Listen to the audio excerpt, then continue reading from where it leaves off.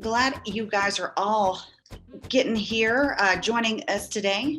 For those of you that are joining, you're probably wondering what is going on in our real estate market here, and that's what we want to give you an update on today, especially when it comes to Texas, because we are definitely seeing a lot of different things in Texas than we are in some of the other areas throughout the U.S. Welcome everyone to our webinar here that we're hosting about the Texas market and what is happening with real estate.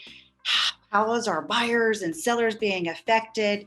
If you have been keeping up with the market or know anything, you're probably seeing signs go up in yards and then signs coming right back with the very next day with a under contract or sold sign.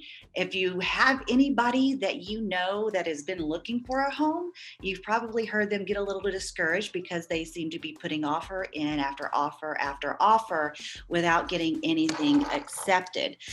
There's a lot of reasons why these things are happening in our market today, but and we'll kind of go over that. And we're going to take a look at some of our major market areas throughout Texas and see if they're any different in any one or other area. I am Callie Ritchey. I am the broker over at Ritchey Realty, and I am in the Dallas-Fort Worth area. On the screen here with me is the most notorious Emily Terrell. Emily is in San Antonio. Introduce yourself, Emily. Tell us who you are, what it is that you do over in San Antonio, other than go along the Riverwalk. I know, right? Actually, I don't go to the Riverwalk very much. It's definitely more for people who are visiting. We don't visit down there very often, but that's okay. So my name is Emily Terrell. I've been in real estate for about 5 years now. I work with a lot of people who've had home problems selling their homes. And then of course we do a lot of buyers in the San Antonio. I do have a small team that I work with. And we probably help somewhere between 150 to 200 families a year buy and sell their homes here in the San Antonio area. Great. So you have a lot of experience, it sounds like, in San Antonio, which is why we wanted to bring you on as one of our panelists today. Thank you for joining us, because I know you're going to have a wealth of information about what's happening in San Antonio market. Our Houston market, Kelly Watkins was not able to join us. For those of you, I think we do have some people that are out of state. If you are out of state, you probably might not be as in tune with what's happening here in Texas, but we're having a Texas blizzard, if you would. So Kelly is without power and was unable to join us. Hopefully we'll get her back on at a different time. And then Crystal is going to be joining us from Austin. We're still trying to get her up and on, right? So hopefully we'll get her back on, because I know Austin, we really want to hear about what's happening in the Austin market. She has a ton of information to talk about when it comes to Austin. So let's first start off and just talk a little bit about nationally, what is going on with inventory, what's going on with the predictions for appreciation, and then we're going to kind of scale it down a little bit more local to Texas, and then to our local markets here. So if we look at just right here, this slide that we have, here is the chart here on the national projections. And when we're talking about, these are some just different projections from different entities. As you can see, the National Association of Realtors is saying we're projecting an appreciation of somewhere around 6%. Realtor.com, which I know a lot of you might be familiar with, is saying somewhere around 5.7%. Fannie Mae, Freddie Mac, have different appreciation projections, but if we look at the overall national projection for appreciation, we're somewhere around 5%. What you're going to see, and we're going to get to that here in just a bit, is for our Texas market is going to be different than what we're going to probably see nationally happen. Now, this next here our existing month supply of inventory. And so let me explain a little bit about month supply of inventory. This is how we kind of determine how many months is it going to take if we don't list another house? How many months will it take for the market to absorb all the inventory? And just a little background on that. if we are from 0 to say 6 month supply or 7 month supply of inventory, we're considered to be in a seller's market. We become more of a balanced neutral market when we're somewhere around 7, 8 month supply of inventory. And then we switch over to a buyer's market when we become over 8 month supply of inventory. So if we look here at the existing homes that we have, the month supply of inventory, we can see how it has drastically throughout the year has gone down. If we can see over here on December 2020, we're at 1.9 months supply of inventory. That is pretty low globally, nationally for us. So let's switch on and see what is happening with that inventory that we're seeing. We look at two different markets, the existing home inventory and the new home inventory, which is our new construction inventory. As you can see, the national for existing homes, we're down about 40%, and our new homes, we're still down almost 14%. Nationally. There's a lot of reasons for that. Our last webinar, we talked a little bit about why that's happening with the shortage of inventory. Part of it was because when COVID happened, people were not wanting to move. They didn't know where they were going to move. And people were concerned about putting their homes on the market. So and then with our existing, that's for our existing homes, but for our new construction inventory, we've seen a drastic change because people are having a problem getting supplies in. Is that what you've seen over in your market in San Antonio? Yeah, I mean, and we've had tremendous amount of growth with new home, but right now, we'll have people that show up and they'll have multiple offers on new construction home, which is very unusual in the San Antonio area. We don't typically have that. Usually we can try to negotiate a little bit on new construction, but that's not so much the case these days. So if we look at just the state of Texas overall, if you would, and we're looking here at if down here on the bottom right of your screen, you see our month supply of inventory for the greater state of Texas is still 1.6 month supply of inventory compared to last year. The state of Texas started out in January or closed out in January with 3 months supply. So we're about half of the month supply of inventory that we started with last year compared to this year. We also saw in January our values, our median home values increase by 12.7% compared to that January of 2020. You can see over here our active inventory on the top right screen. We are down 43% as a state of Texas. We're down very drastically on our inventory. If you followed along with the inventory that we saw nationally, we're right there with where everybody is stacking up. So I want to but I'm going to let Emily tell us what's going on down south from us and in San Antonio. Sure, we can definitely do that. So San Antonio is a little bit of a different market than I would say kind of the rest of, well, we follow, but not quite as aggressively. We are seeing increases in, the average price per square foot, average sales price and everything like that. We are seeing that across San Antonio. A lot of it depends specifically where you are, but we are definitely seeing that, as well as our residential, average rental price. Our average rental price in the San Antonio area is $1,500 a month. That's really big for the San Antonio area. Traditionally, San Antonio is more of what I call a cash poor city. So for us to, to have people come in and pay large amounts of cash on homes is a really big deal. So we don't typically see the drive for the, really high prices and the high offers as much as other places. Now we do follow the trend in Texas. Back in December, our month's inventory was around 1.7. We were kind of right into the middle of it. And Kelly, if you go to the next slide, I can go talk a little bit more. So compared from our inventory of January 2020 to our inventory of January 2021, as you can see, we have stayed steady for the last several years of 3.4 months inventory. We were square in a seller's market. We've now moved down to 2.3 months. And if you actually look at a lot of the neighborhoods and stuff like that we traditionally work in, there are some places where they have maybe one home on the market for 500 to 600 different homes in a neighborhood. You'll get maybe one home on the market that's for sale. So in those situations, typically they do sell very quickly and for multiple offers. The amount of new listings, we are seeing a decrease. We're down 6.4% as compared to last year at this time. But at the same time, our pending sales are up at that 15.1%. A lot of it obviously has to do with historic rates and everything like that. And then just to drive, I think people were just stuck in their homes and they realized they hated where they lived. So they want to find something else. So if we go to the next slide, we can see, there you go. Our days on market are down 7.4% with our average price per square foot up 7.1.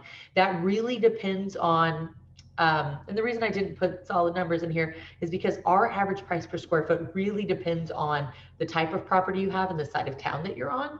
Not saying that one side is better than others, but it just really depends. There are pockets where, it's going to be significantly higher than others. And then, of course, obviously, our average sales price is up 9.5%, which is a big deal. San Antonio was very solid average sales price of about $199,000 for a very long time. And we're seeing, huge increases in that as far as, what we're looking at during this time. So all in all, huge increases. There's a lot of different factors that we can go over. Oh, and we got Crystal back. Yay. I'm excited. Anyway, sorry. There are a lot of different factors that really attribute to that. Number one, we're seeing a large amounts of people coming in from other states and moving to the San Antonio area. We're actually getting a lot of people that are moving to the Austin area and they can't deal with the Austin market that they're having. So they're actually coming to San Antonio because it's not that far of a drive over. That's interesting, because that was one question that I had is, where are people coming in from? Where are you seeing them? And so I didn't know they were coming from Austin. That's interesting. Well, somewhat, but it's more people coming in from Seattle, California, out of state in general, and coming to the San Antonio market, because you can, where our average price per square foot is going to be a little lower than Austin, and we're not going to see as competitive, offers and stuff like that. I mean, one of the worst ones that I've heard of is, people were willing to come in, I think like 65,000 above list price. That's one of the worst ones I've heard of. I'm not looking at every single competitive house that's there, but it is one of the higher ones that I've heard of. And so keep in mind also with trends, some areas of San Antonio are about 10 years behind what's going on. So if you go like super farmhouse in your house, it's great. I love it, but it doesn't always sell the best. And I don't, especially depending on where you go, people still really love that Venetian gold here, that, that gold brownish type granite, which is great. And it can be done really well. I did that in my house, but that's still what really sells, especially if you get to more rural. That's what builders are putting into their houses still. They haven't morphed over to, all of the white and grays and stuff like that. We are still solid into the Venetian golds and, in those colors. So I'm not as familiar with the San Antonio more. I mean, I've been to San Antonio, but mainly to the Riverwalk or whatever. Is there a section, or what part of San Antonio seems to be the hottest part? Like what do you call that? Or is there one? I don't know. San Antonio. It's just it's everywhere. Yeah, I mean, so it depends. It depends on what you're looking for. So it depends on if you care about the school district. Okay. If you don't, then that's a different question. And there are what I call micro markets, and it's going to be true in everywhere, but there are micro markets, and it's why it's really important. And it's why whenever I do talk to people about selling their homes or buying, we look specifically at the areas they want to be in so we can talk about it. Mm-hmm. So for example, we have, Alamo Ranch, which is going to be the far west side of town. It's really great. It's popular with the inventory over there because they do have a ton of new construction homes. And then it's been going on long enough to where we have tons of people who are wanting to sell in that area at the same time. Whereas you can go to the Shirt Cibolo area. It's going to be a little bit cheaper. The Shirt Cibolo area is still really good school districts. A lot of new construction there, but also at the same time, you're getting a huge varying price point. You can buy stuff there and, for $175,000 and it'll still be a nice home in a good school district, but you can also go up to $300,000 and $400,000. So, people have more options over there. And just depending on, what they're looking at. Sure.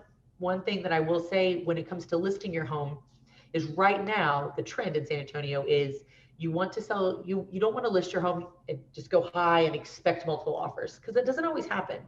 You want to price your home at market value, maybe a smidge under, but you really want to poke it at market value so that you can go ahead and And generate those multiple yeah, offers, which I want to get into that here in a bit. yeah, sure. Just some different strategies for our buyers and sellers. So that's our San Antonio market. I'm going to go straight into, let's go straight into Austin. And now that we've got Crystal on, tell us, I've got your kind of your stats pulled up for Austin. I know a lot of people want to hear about what is happening in Austin because we hear Tesla has been moving into Austin and you guys are having a whirlwind of interesting things happen. So tell us about Austin.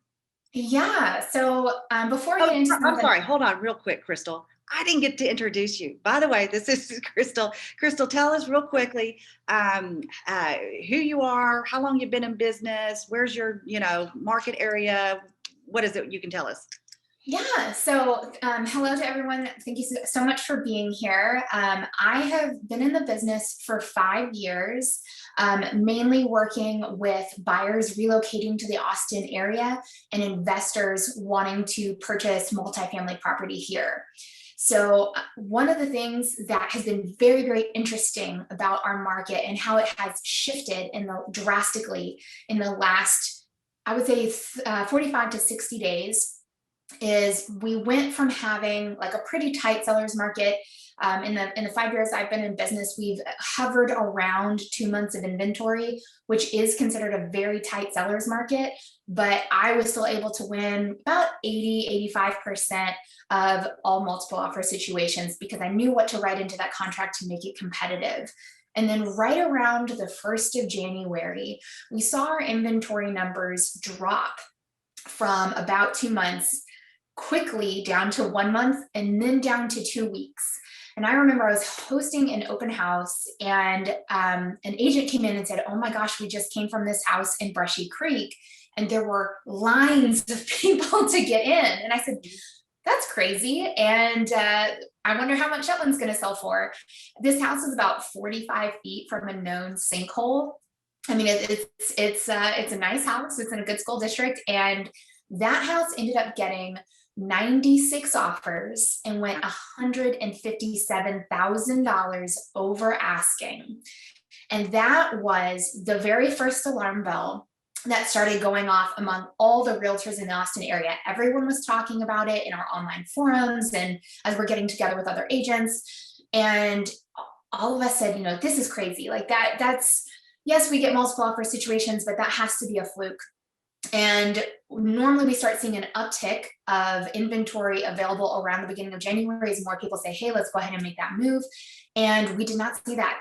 We continued to see a drastic increase of people wanting to come to the Austin area, and sellers are not listing their homes because they cannot afford to stay in the area because home prices are going up so quickly. And it's very, very challenging to make that transition of selling here and then being able to buy something here.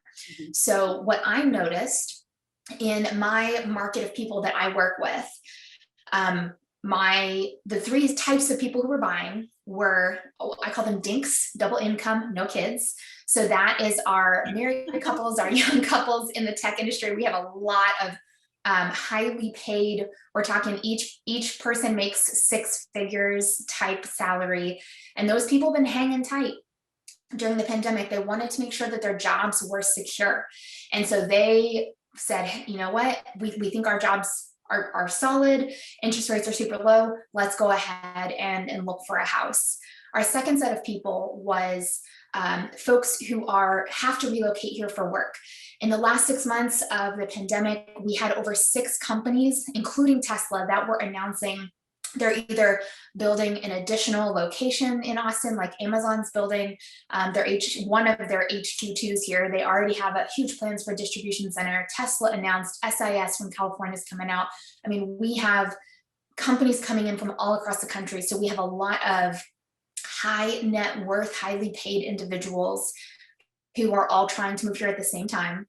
And then the biggest group of people, and this is what I think a lot of people don't realize, is the people who were, I'm calling it being released from work, as far as you don't have to live in, you know, Chicago or New York or Atlanta or San Francisco anymore. Your job is going to be fully remote. You're never going to come back into the office. You can live wherever you want to live. And I have had a massive influx of buyer clients who are in that situation. And that was the difference maker, that right around end of December, beginning of January, companies started giving those releases to their workers, and we started getting that massive influx in. And so our multiple offer situations in the past, typically anywhere from $6,000 to $10,000 over would win if you had less than 5 offers. If you had around 10 offers, you're probably looking at 20, 25,000 over. And all of a sudden, we saw those shift very, very quickly. We have something going on we've never seen in the Austin market. You'll see in the middle of your screen, 30 to 90 offers. And this number sounds crazy when I tell it to other agents. They say, there's no way every house is getting that many offers. Well, let me tell you, of the offers that I've put in the last couple of weeks, I had one that had 86 offers. I had one that had 75 offers. And it's very hard to explain to a buyer client, hey, you're coming $100,000 over asking, and you still only have a 3% chance of winning this house. And so very quickly, the agents here are shifting. We're talking to one another. We're saying, what's winning?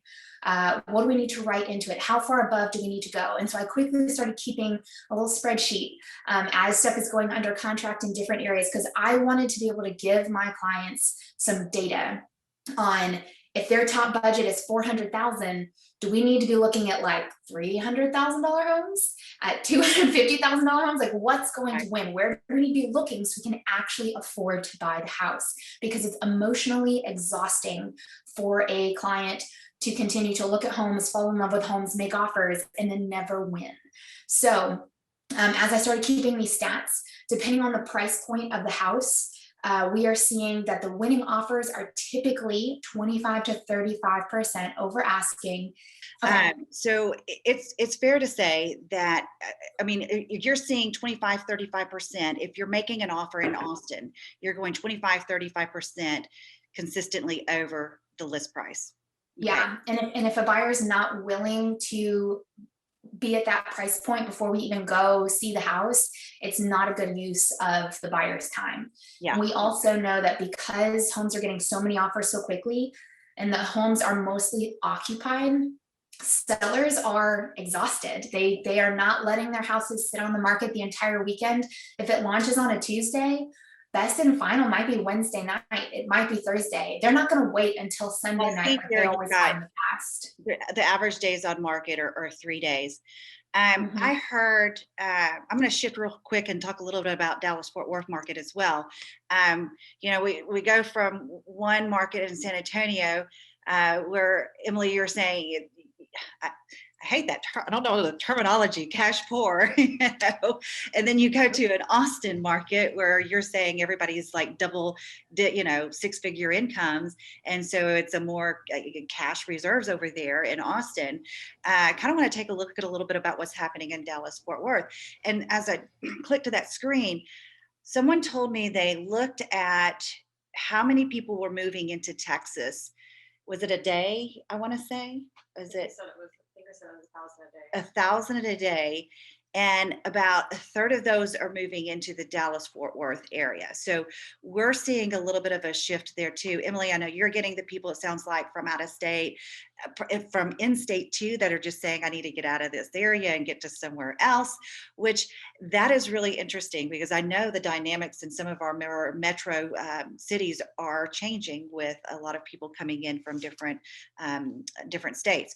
So if we look here, I've got Dallas pulled up. Dallas is, you know, ironically a little bit, even though we think of Dallas-Fort Worth as the big metroplex here, they are a little bit different in how they are stacking up.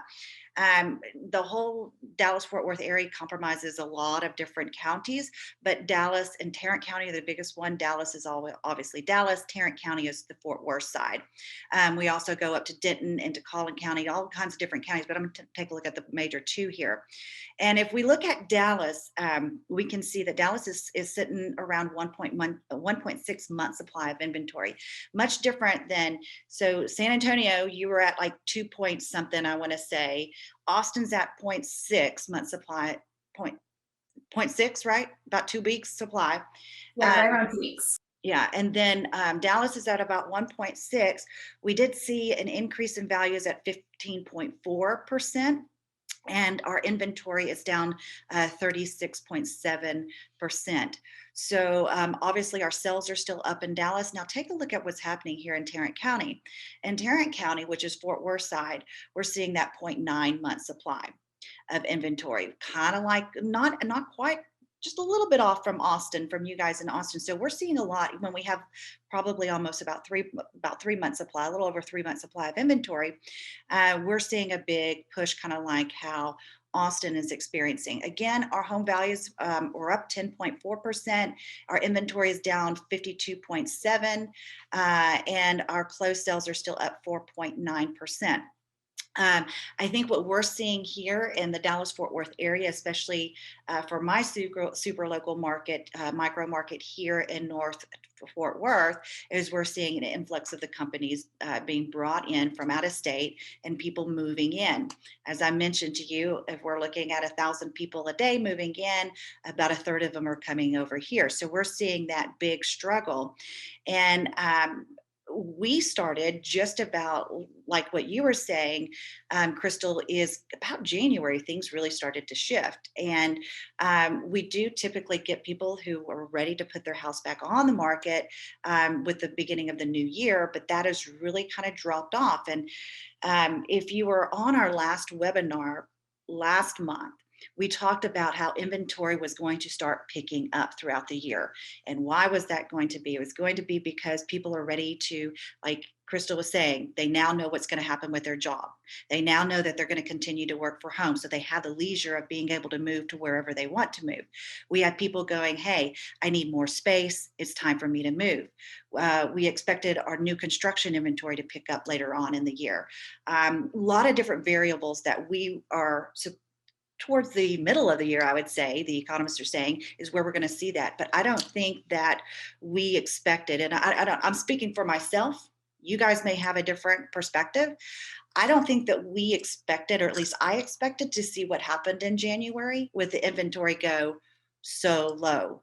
I don't, and you know, we're just in Texas, and Emily and Crystal and I are very connected with a lot of people around the US and other states. And we know we're seeing that throughout the states, as we saw from the national figures, but perhaps even more so in Texas than in other states.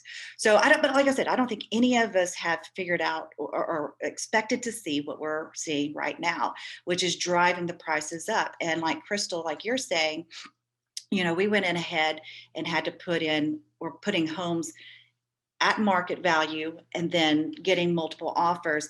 I have not seen 80 offers or 90 offers yet. We're probably seeing, I don't know, I couldn't imagine being the listing agent trying to go through 90 different offers. That's insane. We've seen a lot of listing agents after literally first day on market saying, we already have so many in hand. We're not allowing any more showings. Don't bother sending an offer. Right. Like it's, right. And we've never seen that before. Yeah. So it's been very interesting, and definitely for the agents like myself that work with a strong sense of urgency, knowing if something comes on the market, we need to get in there that day, or I need to go do a walkthrough video for my clients that day, and we need to get an offer in before 5. Yeah. Yeah. So that's kind of prompted us, you know, after we kind of talked about these different market areas. Again, hopefully we'll get Houston on at a different time whenever their power is up and running. But just as we can see in our major cities here in Texas, what is going on in our market areas, I wanted to bring to the table, okay, why is this happening?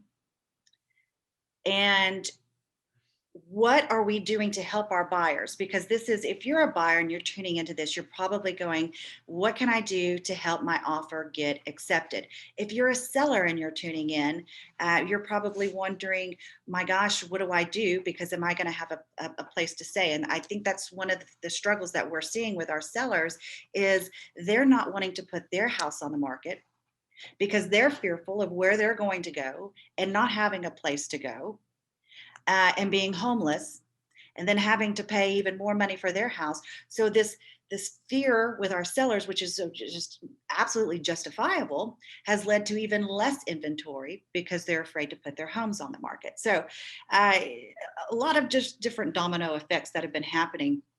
So I have to ask you, Emily, we'll start with you. What in San Antonio, um, you're obviously still seeing the multiple offers, you said, right? Or is every house getting, well, and I know every market area is different. Maybe not every house is getting multiple offers. Y'all have a little bit more inventory than we do here, but how are you prepping your buyers? And well, let's just talk about buyers for right now. How are you working with your buyers? Sure. So the first thing we do is we talk to them about closing costs. As I mentioned, San Antonio, typically, there's a lot of offers that are going to ask for closing costs as part of just an offer. And same thing when we prep our sellers, we let them know that this is common, this is part of it. This is what we're going to expect. We've started shifting that conversation to where we let buyers know that, hey, if we're the only offer, we can definitely ask for closing costs to be covered, but most likely we won't be the only offer. So we want to make sure we have that addressed up front. Another thing, and I address this for buyers and sellers, if I'm going to get multiple offers on a listing, I ask every single one of the agents that come in, what is your plan if it doesn't appraise? What is your plan for your buyers? So on the flip side, I go to all of my buyers and I say, look, we're going to offer this because you can offer whatever you want, but you need to have a plan for if it doesn't appraise, because that seller knows that if it doesn't appraise, they're not going to come down. They're just going to say, okay, let me find the next one, because they know they're going to get it. So I always like to make sure that if we're offering that much more, we do have a plan. Okay. In addition to that, if people do need to sell, the first thing we do is we try to see if we can get them approved with keeping their current home, because nobody's accepting an offer that's contingent on the sale of their home. Mm-hmm. Oftentimes we're able to get them approved, with keeping both their homes. And then we just literally get them under contract on the new home and then immediately put their home on the market. And we've not had a, huge lap in overtime as far as selling their homes.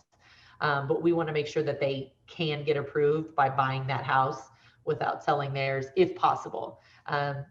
We found that a lot of agents in the San Antonio area don't think that way. They don't think to plan for those problems ahead of time. So we can go up against contingent offers like that and not usually have to deal with that as much. Okay. So, interesting thing. And yes, I know what you're talking about, getting them. Let me just kind of backtrack and talk about the contingency, in case we've got some people tuning in that don't understand what that, the contingency of the sale of your property. That is one factor we can put into our contracts here in Texas that will protect you as a buyer in case your home doesn't sell, that you don't have to follow through with the purchase of the house you're purchasing, obviously. So what we're saying right now is that those are not being accepted. They're not being accepted in San Antonio, right? They're not being accepted in Austin, right? I haven't seen an RFR it's been probably 4 months since Yeah. I've seen one. And they're not being accepted here. So as we're talking about those of our clients that are in that position of trying to buy and sell, what you're doing is going ahead and getting them pre-approved so that they don't have to sell the house. Now, are they needing to cash out on the equity, though, of that property to purchase?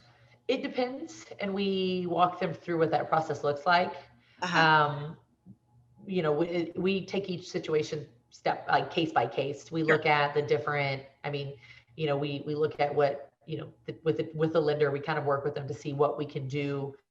And I know this is not the most ideal, but if it's temporarily borrowing the money and then being able to pay that back with the sale of their home or something like that, Uh-huh. that's kind of the situation we look at. Now, before we embark in a situation like that, we set the expectations of being able to sell their home properly. because I don't ever want to put, my goal is to help people, not to just get them to sell the stuff. So we always have an extremely healthy look at selling their home. And I won't, and I've turned people down if they're, and again, it's not my house, so I'll sell it at whatever price you want. But if sets an extremely realistic sales price, I will just tell them no. Because I don't want to ever have them be stuck in a situation where they have two houses. So we have an extremely realistic look, and a lot of times I obviously will come with numbers and comps and everything like that, but we make sure we are setting the sales price at a number, because as I mentioned earlier, the market's going to correct itself. It always does. You can overprice your house, but you can't ever underprice your house. If you underprice your house, the offers are going to come in and bring you up to what that offer should be. There's no such thing as an underpriced house. The market will correct for that. I always tell my sellers, and I think you guys will probably agree with this too. When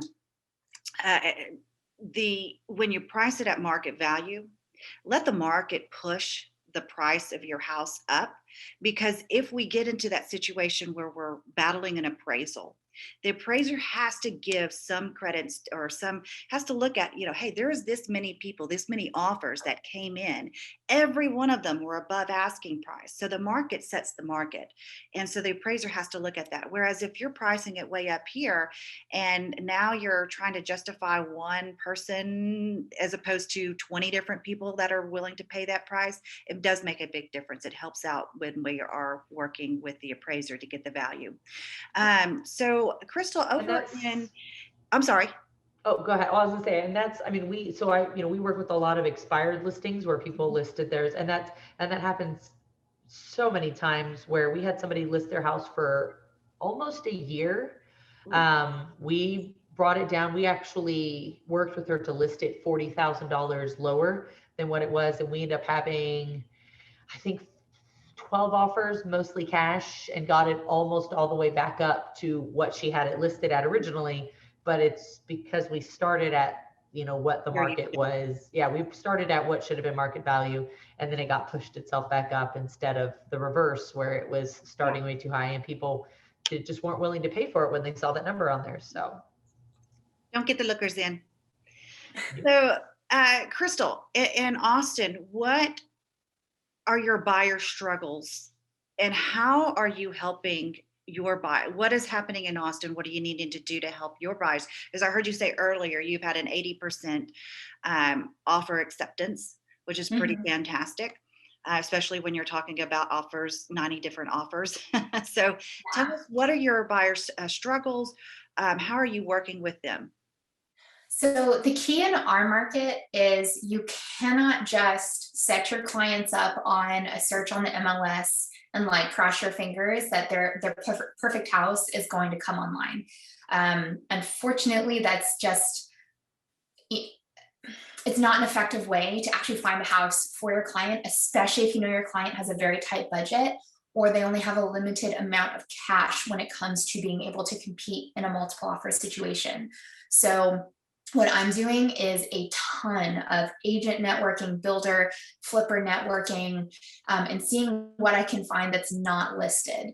So for example, last weekend, and when I mean last weekend, I don't mean the ice storm we just had, but the weekend before that, I got 4 homes under contract. 3 of them were not on the market. So what I did to find those buyers, one of them, there was my clients were looking in the North Austin area. We saw a house that we liked. We knew that there were going to be a ton of offers on it. And we ended up seeing a sign down the street that had another agent said pending. I gave him a call and I said, hey, Steve, my clients are looking in this area. Do you have any other pre-market, off-market, or flip properties that no one else knows about right now that my clients may be interested in? And he said, actually, yeah, I have some clients that we're thinking about listing in a few weeks. They just had a baby, and the husband just got his transfer paperwork. He needs to get to New Mexico by February 18th. And I said, oh, that sounds like they need to get an offer now. And if they just had a baby, they may not want to go on market. Is there any way that we can get in there and see that as ASAP? And so we ended up getting to see it that Sunday. We made an offer about 3 hours later, full asking price. We didn't like fudge around with stuff. We said, let's do it, let's wrap it up. So I got them under contract. I had a Tesla client who is buying completely sight unseen and solely going off of my recommendations and my walkthrough videos. And I found him a property by networking with a really fantastic flipper that does a lot of work in the East Austin area. And I called Kristen. I said, hey, what do you have that maybe is a month or two out from completion? What can I go do a walkthrough video on today? And she's like, oh girl, let me send you a list. So I just went into walkthrough videos. Ryan put an offer in, full asking price. And then we found out we were competing against one other offer. And I just called Kristen and said, hey, you know me, you know I'm easy to work with. What number do we need to be at to get this? And she gave me the number and said, hey, if your client can do this, I'll just tell the other person we've already accepted. I said, perfect. I know my client can do this. Got that one under contract. And then the final one, like Emily, I also call expireds and FSBOs. And so I found those clients a for sale by owner that was willing to pay the buyer's agent commission, and we're able to get them in there and under contract. So what I am telling my clients is, once I have a very defined criteria of what you're looking for, where you're looking for, and what your price point is, I'm going to hit the ground for you. I've got to find agents who have these properties, flippers. I need to find any possible off-market inventory that may work for you. There's a lot of agent-only Facebook groups and other networking groups where agents will post stuff. And so I've been able to be sending my clients off-markets from there, or pre-market stuff.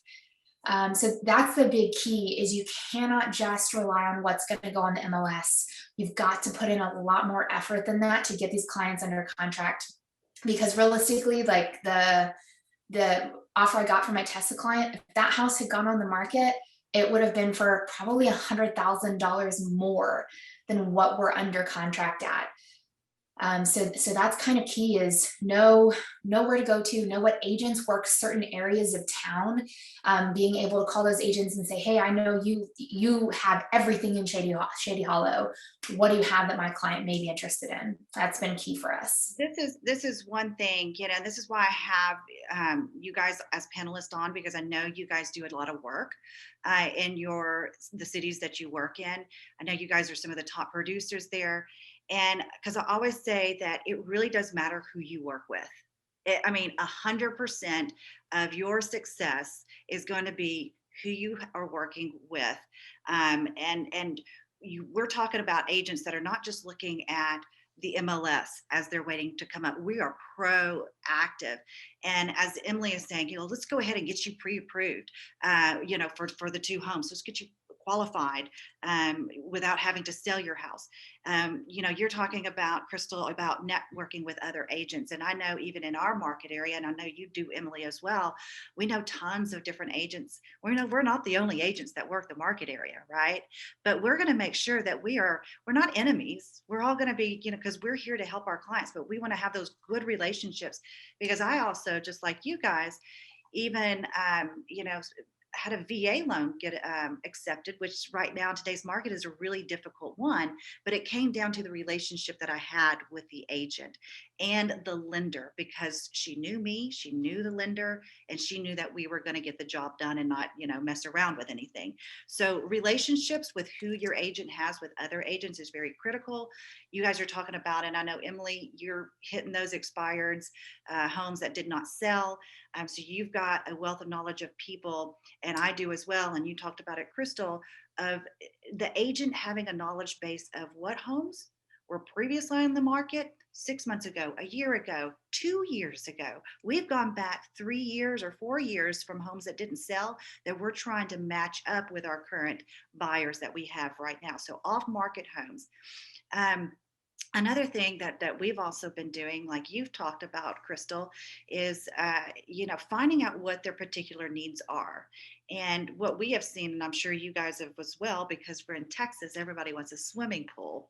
So, for example, homes with swimming pools are a very short commodity as far as the inventory wise. So what we have done is gone out and sent out letters to, the whole, take a zip code and send out letters to everyone with a pool, and then we'll go knock on the door. So if you are tuning into this and you live in my local neighborhood, you might get a door knock from me if you have a home with a pool, because it's the agent that you align yourself with can really make a difference in how successful you are in trying to get the offer.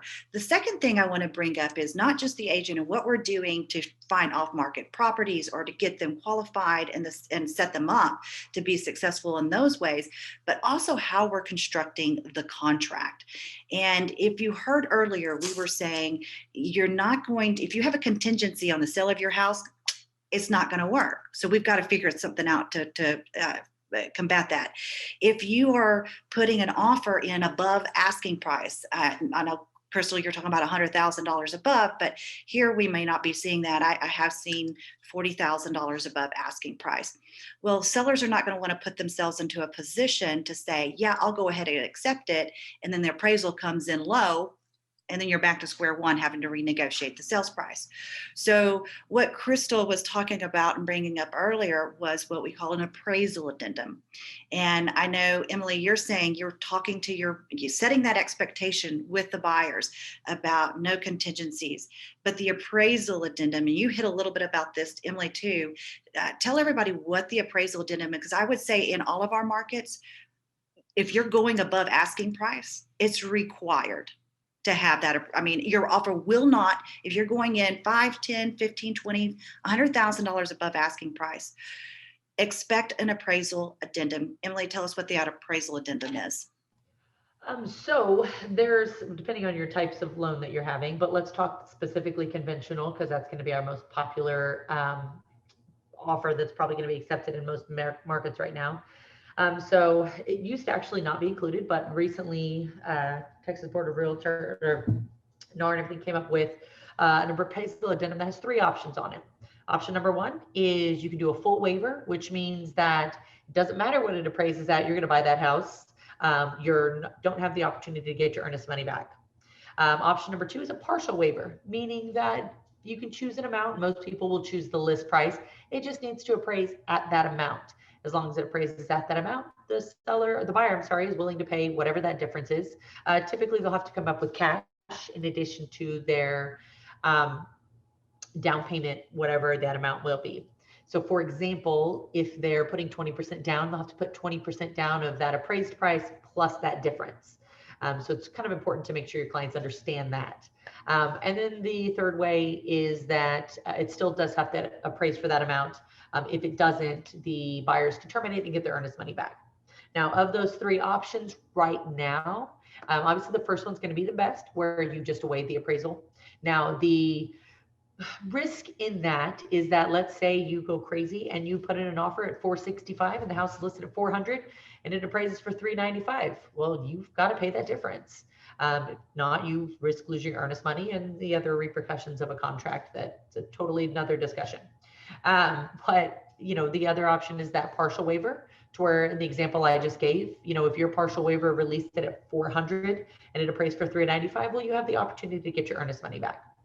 And then again, the third is going to be the least desirable option. Now, that doesn't mean you can't get offers accepted with the expectation of an appraisal, but I know that when I receive multiple offers, I ask people to have that plan already in place for what they're going to do if it doesn't appraise, because it's not really my seller's fault that you decided to win an offer by coming in so much higher than everybody else. So we definitely want to have that plan in place when you go in. So I want to touch base on that real quick. One of the things that I do for all of my clients when we're writing an offer is we're going to do that market analysis of like, hey, this is what things are selling for in the area. This is our average price per square foot. This is, I'll call the agents if it's under contract. I'll say, how many offers did you get? They got 30 offers. I'll tell my clients, hey, if that house next door got 30 offers, then 29 of them are also making an offer on this house. So knowing like about what our competition is, knowing kind of what that house next door went under contract at, But the key is making sure I said, hey, currently we have comps to support a price at 450.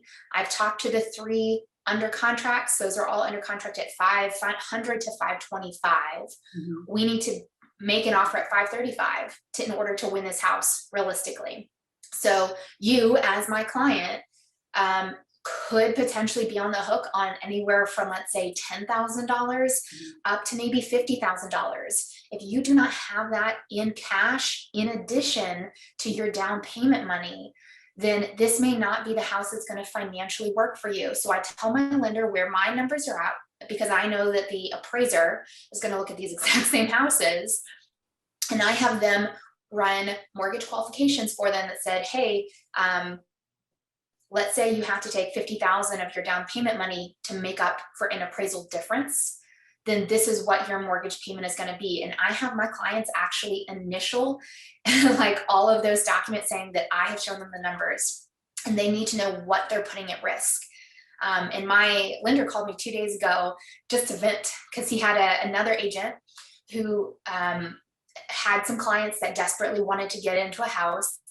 They offered about $125,000 over asking. And that agent knew that their client really only had the additional cash to cover an appraisal difference of $50,000. The appraisal came back and it was an $85,000 difference. And the buyers do not have that $35,000 in cash to make it up, but contractually, they are under contract for it.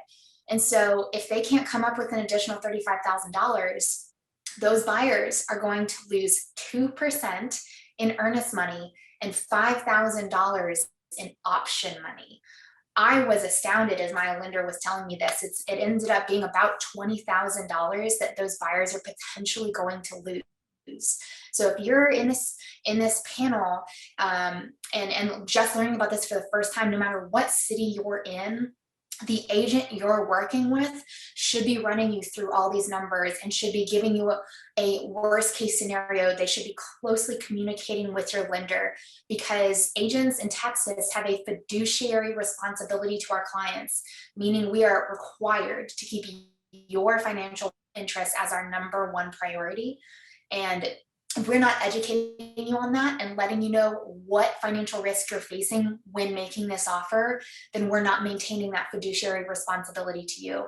You know, no agent has a crystal ball. We're not going to be able to get the information from the listing agent necessarily of, hey, I've got 100 offers on the table, you need to be 200,000 over asking. Like, most agents won't share that. But we can give you our best advice based on the market data and let you make that decision for yourself. But it's very important that you know what your level of acceptable risk is when waiving your appraisal, and your lender needs to be a part of that conversation.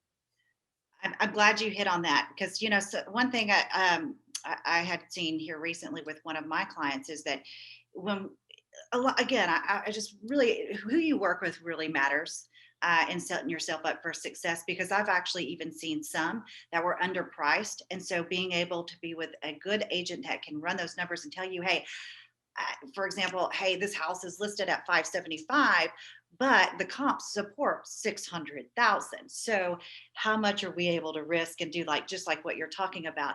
So just to want to kind of wrap up a couple of things, then I'm going to go to some Q&As that just came up, is if you are a buyer in this market, get with an agent that knows what they are doing. It makes the world of difference over and over and over again.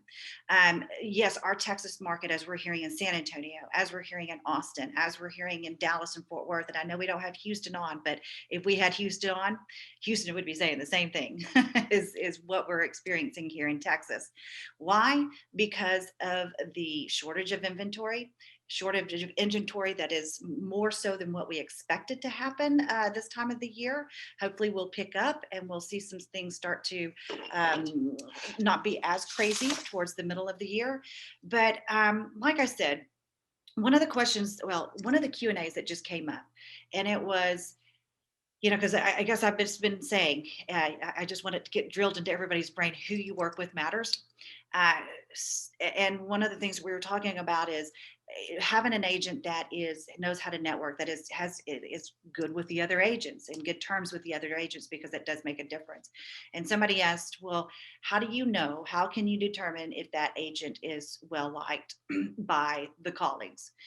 And well, I guess it is one thing, do your research. I can specifically speak that there's probably about 10 different agents in the neck of our woods. I mean, there's 100 different agents, but that do a good volume of work. And I have very strong relationships with some, but there's, a couple of them that do stick out, that if the name is brought up, the other agents don't have a very good view of them. And unfortunately, it's that agent that if an offer comes in from that agent might have a reputation that you don't accept it. So, and I have, been in that seat with that situation. So how do you know if they're well liked? Talk to people around you. If you're interviewing other agents, get a feel for them and see who they're working with. I think right off the bat, when you start talking with your agent, you're going to know if they have a good relationship with other ones. Because I'm not going to put down, other agents. I'm going to speak very highly of my colleagues, right? Because I think they do fantastic work. Emily, where you jumped up to the microphone there.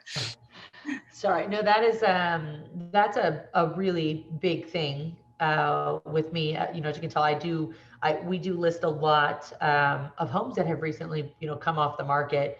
And I do hear a lot from people when I go to these appointments, because they'll interview several agents, and they'll actually tell me about how the agents, some of them come in and they're just like, your previous agent was horrible, and just really talk down about their colleagues. And I'm like, no, I don't, you know what I mean? It's important to me that if I'm going to be hired, it's because of the work that I do. It's not because I was better at talking crap about my colleagues. So it's really important that I go in there and I'm always going to focus on myself and what I can offer, and not what others do wrong. So one of the things that I think a lot of us who are highly successful in the business is we call it a win-win approach in the Keller Williams world. I know EXP and I'm sure Callie, like you have something similar. But what I tell my clients when they ask me, hey, what's your negotiation style? Or, if something goes wrong, like how do you work it out with the other agent? And I tell them it has to be win-win. As a buyer specialist, I have to go into every transaction saying, Callie is my partner on the other side, because she and I are the ones that are kind of directing the transaction and making sure that we are listening. Like, what's important to the seller? They have a baby and they don't really want a lot of people in the house, and they have a very tight get out of the house, got to move date. What can I do as a buyer's agent to reiterate to them? I hear your concerns, and I'm going to make sure that we meet and exceed them. I'm going to be a great communicator, answering text messages fast, answering my phone every time you call, because when you're working with an agent and you ask them a question because you couldn't Google it. We are typically the only people who can get an answer to that question quickly. You're going to rely on us as your representative to find the right plumber, electrician, roofer, HVAC specialist. Like, we have connections. We know who we can quickly get in there, who is trustworthy in this process. Like, I don't want a roofer to go in and say, oh my gosh, this roof is terrible, it has to get replaced. And then I go off that word and I start hard negotiating with the seller. And then the seller's roofer comes over and says, this has 10 years of life left on it. Now I've lost my authority and my credibility, and may not be able to get the HVAC replacement that actually does need to happen. So asking your agent, what is their negotiation style? What are some of the biggest hurdles they've overcome in a transaction?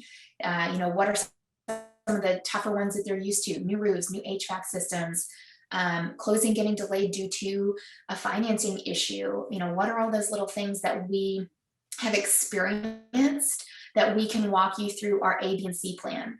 The other thing I tell all of my clients is I say, my goal in this transaction is to make it as smooth and stress-free as possible. I cannot guarantee that. I don't know what's going to happen. What I will guarantee is I'm never going to call you and say, hey, Mr. Buyer, this terrible thing happened. What are you going to do? I'm always like, hey, buyer, this thing happened. This is what I have in place to solve it. We can either do A, B, or C. What is going to work best for you? And then that way I know what my client's needs are and I can take that to the seller. And that way I'm never bringing a problem. I'm always presenting a problem that I've already fixed or a problem with a solution. So I think that is key in when you're interviewing your agent to make sure that you're working with someone who's going to be really good. Absolutely. So solve that on your interviews. I want to get to, I know we're past our time. I know we got started a little bit late. So forgive me. I'm going to try to answer a couple more questions here that have popped in, and then we'll go on our separate ways here in just a few minutes. One question was, as far as investors, are there some market areas that are good for investing, and how do you get into them or whatnot? It is, we still do. I am, at least in our market area. I think that was more for Dallas, Fort Worth, right? Okay, Dallas, Fort Worth. Yes, I still see a lot of investors coming in, investors that are out of state, or they're here local. For those of you that know me, I also have investment properties as well. And, back in 2010, when I got into business and flipping properties and having, foreclosures on the market, that was something that I did too. It was, it was a business to be in. It definitely changed, and now it's even changed even more. However, we are still seeing investors. Where are they going? They're going to the places that they can still, that have the good school districts, that have the that still the rental income is going to be there, and also that they still have you're not paying $1 million for a property. So in Dallas Fort Worth area, I would look into obviously the northwest side of the Metroplex. I would also look at new upcoming communities, even south from here. Go up to Frisco area, of course, even further north, but try to get out where it's not as much competition. And then if you are, because I know a lot of people that I work with too have rental properties in our local community.